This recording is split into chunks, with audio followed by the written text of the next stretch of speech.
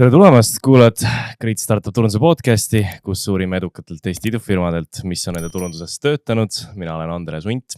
Tere ka minu poolt, mina olen Marelle Ellen ja üle pika aja on meil stuudios Andrus Purde ja Outfunnel. Ja selle piduliku sündmuse põhjus siis on see, et Outfunnel on üks nendest ettevõtetest, kes on siis õla alla pannud Grit konverentsile. Nii et mul on väga hea meel ja tere tulemast saatesse taas kord. Tere, mul on ka väga hea meel, et te seda konverentsi teete ja et te mind siia tagasi kutsusite.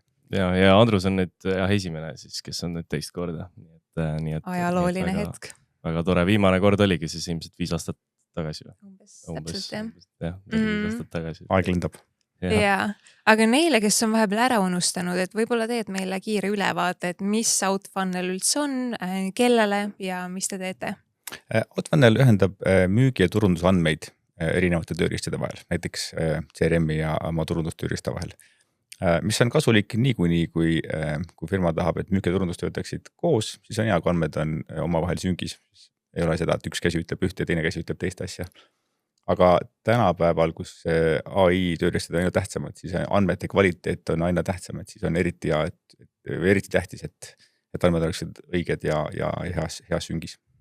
Ja me teeme seda siis firmadele, kes teevad enamasti B2B müüki ja turundust käsikäes ja kus siis on nii müügi kui turundusosakond. Et natuke kuulajale pilti anda, siis mina olen Outfunnelit kasutanud ja ma tean seda, kui suurepäraselt ta süngib HubSpoti ja Pipedrive'i asjadega, et võib-olla natuke räägi, et mis vaate nagu tekitab nagu inimestele, mis see nagu see kasu on, et mitte, et sa ei saada neid kirju, ma ei tea, mingist muust tarkvarast välja. Kasu turundajatele on see, et turundajad ei pea enam tegelema käsitsi oma turunduslistide manageerimisega. Ei ole kunagi vaja enam CRM-ist listi eksportida ja siis importida mingit CSV-d kuskile turundustööriista, vaid seda võib automaatselt.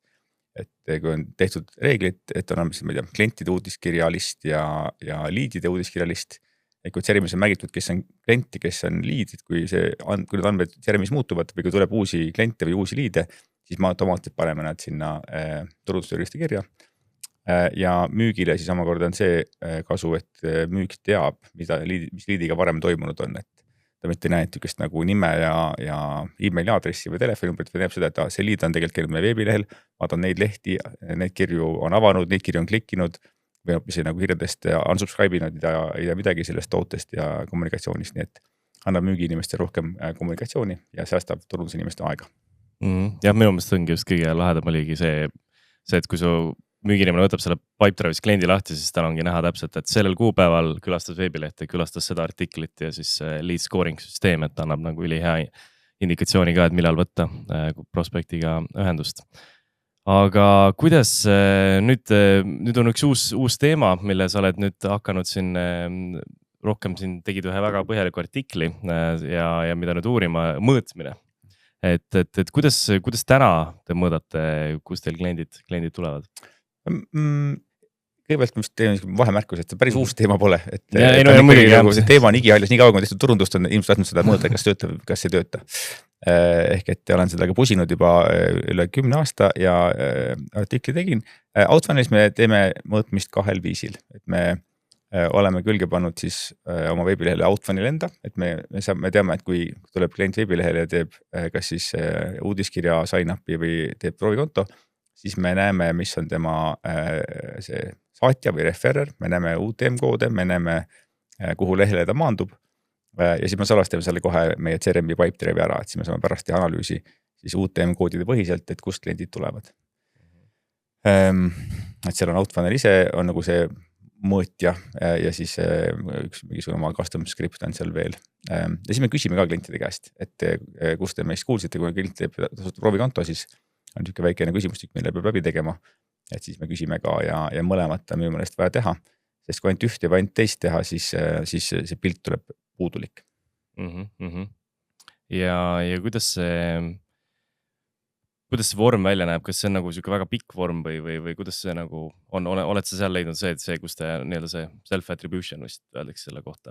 Kas see on lihtsalt teil see, et kus kanalist oled tulnud või sa nimetasid, et see on nagu vorm, kas seal on nagu ma ei tea mingi mitu sammu seal on mitu sammu, millest ainult üks on siis see, et me küsime, kus te meist kuulsite.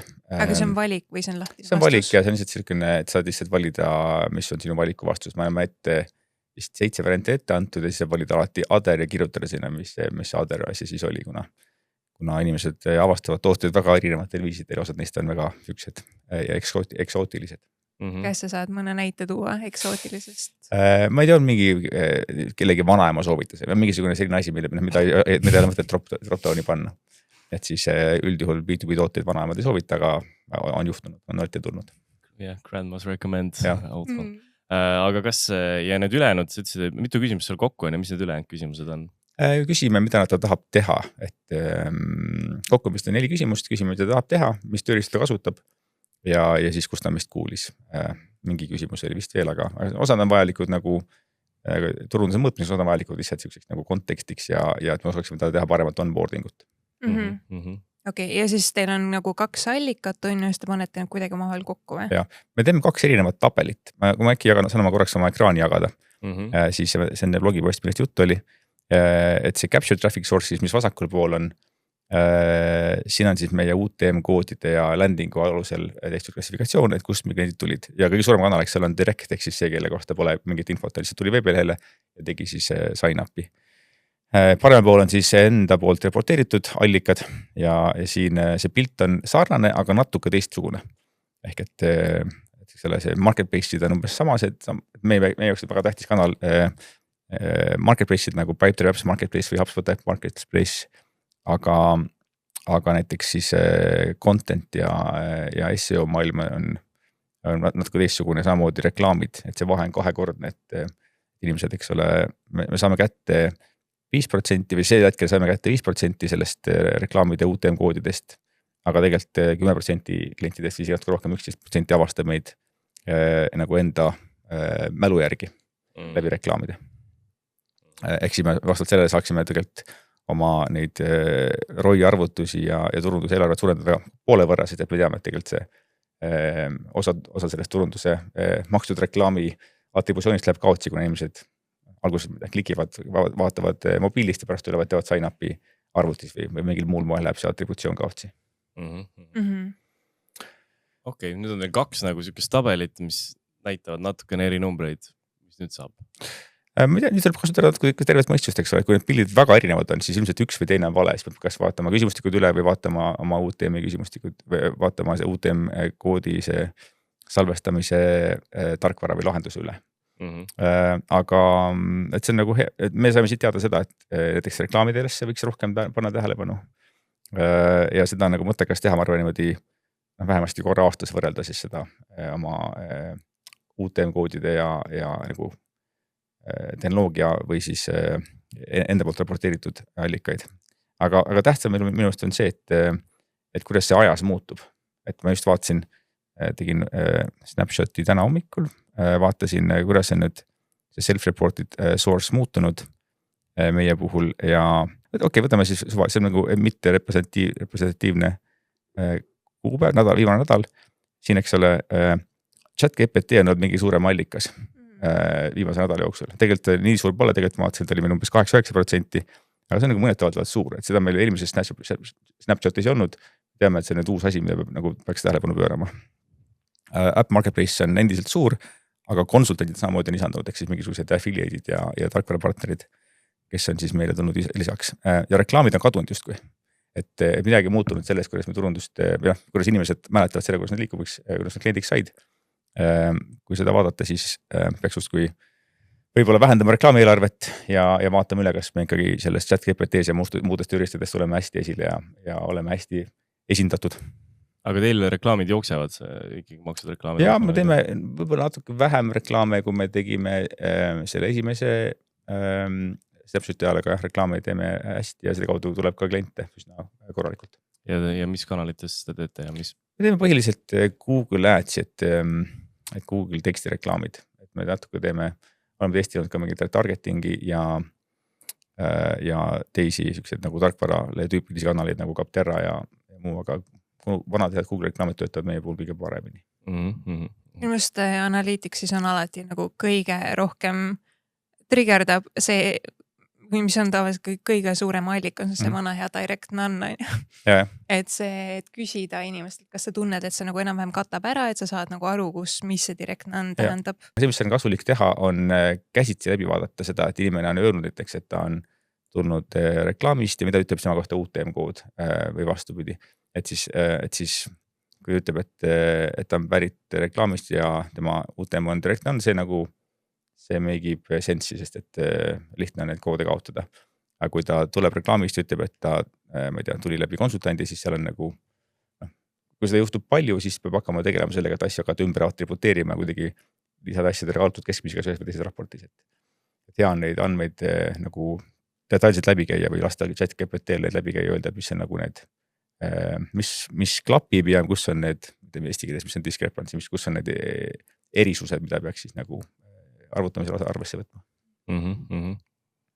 Okei, ja seega siis otseselt sa ei üritagi kuidagi, sa visuaalselt teedki seda, et sa vaatadki seda 2 graafikut, nagu vaatadki neid ja sealt teed järeldus, et sa ei ürita neid kuidagi omavahel liita või midagi, et see on ei olegi vajalik. Et kui ma oleks suuremas firmas ja ma oleks CMO ja ma oleks juhatus, kelle peaks vastutama, siis ma peaksin neid kokku ajama, et ma peaksin kuidagi need tõele leidma, aga siin, eks ole, väikses firmas mul pole vaja tõestada lõpuni ära, et eelarvet pole ka nii suured, et ma peaksin minema nagu sendi pealt välja, aga teoorias peaksin 2 asja kokku viima niimoodi, et oleks tekiks ühene pilt ja kui need 2, aga see on just lihtne, kui andmed olemas on, neid kokku viia on üsna lihtne. Ja kui kaua te olete nüüd sellisel moel neid andmeid kogunud? UTM põhiselt päris aegade algusest, kuna kunagi ma töötasin, eks ole Pipedrive'is, kus olid mahud olid päris palju suuremad eelarved, et seal oli vaja teada üsna täpselt, kus kliendid tulid, et siis osata eelarvet planeerida. Ja siis tundus mulle mõistlik seda kohe teha ka algusest ka outfunnel'is, et analüütika mõttekas külge panna siis, kui seda vaja ei ole. Et siis, kui seda vaja on hakata alles siis koguma, siis natuke hilja juba, et on seda hea hakata koguma täitsa esimestest sign-upidest saadik. Ja see self-reported, ehk siis mälu järgi küsimine, seda me hakkasime tegema minu meelest 2 või 3 aastat tagasi, et natuke hiljem, et siis oli näha, et see direct osakaal natuke suureks, et me tahtsime sinna sisse näha, et mis seal sees on. Ja siis nüüd näeme. Aga outfunnelis sa näed siis natuke ka seda kliendi või mitte natuke, aga sa näedki seda kliendi teekonda ka on ju, et ma ei tea, mis meile ta on saanud, kas ta on kuskil webinaril osalenud vahepeal, et see ei ole nagu see, et sa tead seda viimast klikki. Me vaatame esimest klikki, et minu meelest nagu nii kaua, kuni firmal ei ole nagu väga suurt tuntust kommuunis, siis on mõttega vaadata seda first touchi, et mitte viima. Kui ma müün reise Kreekasse, siis on tähtis last touch, et me kõik teame, kus on Kreeka, me kõik teame, mis on reisimine. Tähtis on see, mis see siis nagu see päästikuks oli, see kanal on tähtis. Aga tarkvara toote puhul, mis on uus ja tundmatu, siis on minu see first click palju tähtsam, et mõttega seda first clicki salvestada ja seda teistest klikkidest rohkem prioritiseerida. Et muid asju näeme ka, aga see esimene kanal on minu meelest kõige nagu indikatiivsem sellest, mis kanalid tegelikult töötavad klientide saamisel. Aga mis üks asi, mis sa oled nüüd leidnud on sinu tulemuste järgi, siis on see, et see ChatGPT osakaal tõuseb ja reklaamide osakaal väheneb. Kas on mingeid sükseid mustreid või trende, mis sa oled veel märganud 3 aastaga? Peamine muster vist ongi see, et AI tööriistad kasvavad minu meelest ükskõik mida sa müüd, siis see osakaal kasvab. Ja huvitav on see, et on, eks ole, need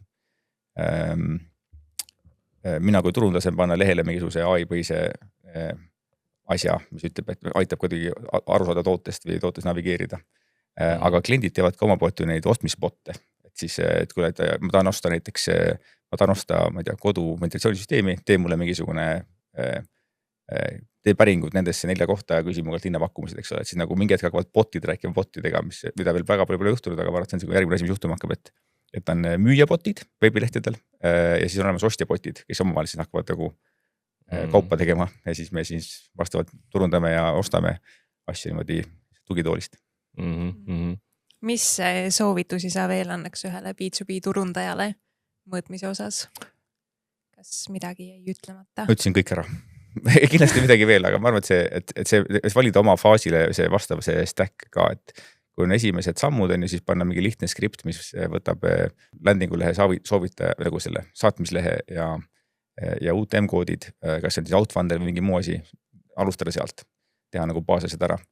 võib-olla aasta-2 hiljem on vaja täpselt analüüsi, ongi selline multitouch atributsioon ja muu, siis on vaja ma soovitaks mingit eraldi atributsiooni äppi nagu ongi üks on attribution äpp, mis on tundnud päris hea, mis nagu kõik touch'id mõõdab, saab äppile öelda, kas see tähtsam esimene viimane klikk või kuidagi neid hajutada. Ja siis kui eelarved päris suureks, ma ei tea, kui on juba 100 000 miljonised eelarved, siis ilmselt on vaja mingisugune siuke tööriist nagu funnel või mingi päris tööriist kasutusele võtta, aga et on minu meelest viga kasutada liiga algelist tööriista hilisemas faasis ja vastupidi ka, et kohe minna mingisuguse funneli peale, kui veel on alles aegliendi, tundub mulle aja raiskamine. Aga kui nüüd, kui sa juba siin oled, siis küsime korra natuke selle Outfunneli turunduse kohta veel nagu veidi laiemalt, et nüüd, kus sa oled teinud ka erinevaid asju, võib-olla ka mingid õppetundi kätte saanud, milline tänane siuke, kuidas need turundustegevused Outfunnelis jaotuvad ja milline siuke turunduse miks välja näeb? Ma jäin küll vahele, sest et meil Outfunnelis on olnud turundustiim ka.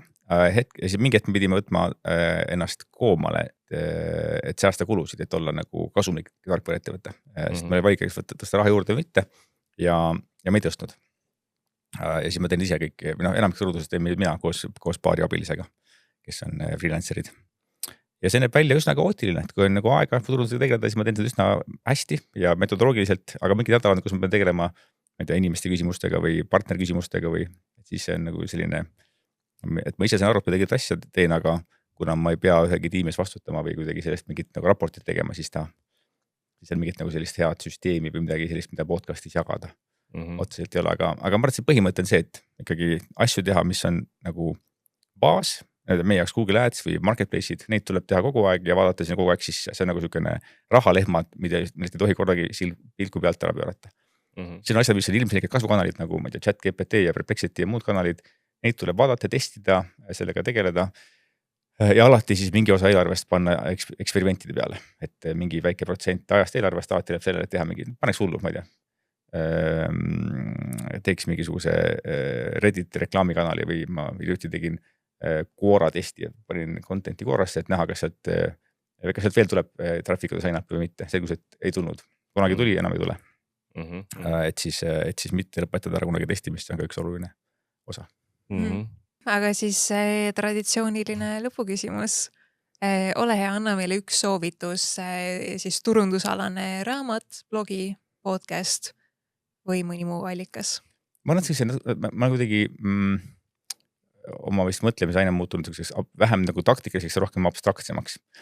Ja et otsi nagu sellist nagu lihtsat lahendust keerulistele küsimustele või nagu strateegilisemat lahendust, mida sageli ei ole, aga üks hea raamat on The Crux, mis on tegelikult mitte turundusraamat, vaid strateegiaraamat, mis siis aitab selliseid äriprobleeme lahendada mitte siis mingi keeruka analüüsi ja 20-lehelise PowerPointiga, vaid lihtsustusega, et mis on siis see üks asi, mida tegelikult peaks tegema, mis on selle asja nagu võti, mis on mingi probleemi või kasvu küsimuse võti, et see asi nagu laheneks. Ja siis see raamat on päris hea, et selle imerohtu pole, aga annab rida küsimusi ja rida selliseid nagu metodoloogiaid, kuidas siis jõuda sellise 1-2 asjani oma turundusplaanis või äriplaanis, mis aitaks edasi järgmisse kohta. See on just hea raamat. Kõlab väga hästi. Väga hea. Ja viimane jah, minust podcast sa roovitasid Alchemit. Ja see on asi, mis mul on hetkel üles pooleli tänu sellele, et sina seda toona soovitasid ja see on, oli ka minust siuke ka mõtlemist andev, ka siuke nagu filosoofiline veidi. Ja see on minust väga just, et õpetab nagu niimoodi, laskma natuke lahti analüütikast, me vaatasime ennem siin numbreid, eks ole, mida peab vaatama, turundaja ei saa ignoreerida numbreid, aga ainult numbreid vaadata, siis asi jääb kuidagi nagu, et hea finantsimine ei saa võib-olla heaks turundajaks. Et siis on vaja ka seda nagu loovust ja seda nagu kunsti poolt, et kui turundus on kunst ja teadus üheskoos, siis on vaja ka seda kunsti. Et see Alchemy aitab olla siukse nagu kunstilainel ja Rory Sutherlandil on ka hea podcast, et kui raamat meeldis, siis see püsida seal sama lainel või omada nagu seda meeldituletusi, kui tema podcasti kuulata. Väga hea. No super, aitäh sulle, Andrus, et sa said jälle siia tulla rääkida, kuidas asjad käivad ja aitäh, kes sa kuulasid ja loodan, et said häid mõtteid. Ja kui episood meeldis, jaga seda oma Instagram stories või LinkedInis ja kui kuulad Spotify's, YouTube'is või Apple Podcastis, siis vajuta subscribe, nii kuuled esimesena, kuhu startup turundus liigub. järgmises episoodis kuuleme jälle uuesti, siis on järgmine huvitav startup turundaja, olge tublid ja edukat turundamist.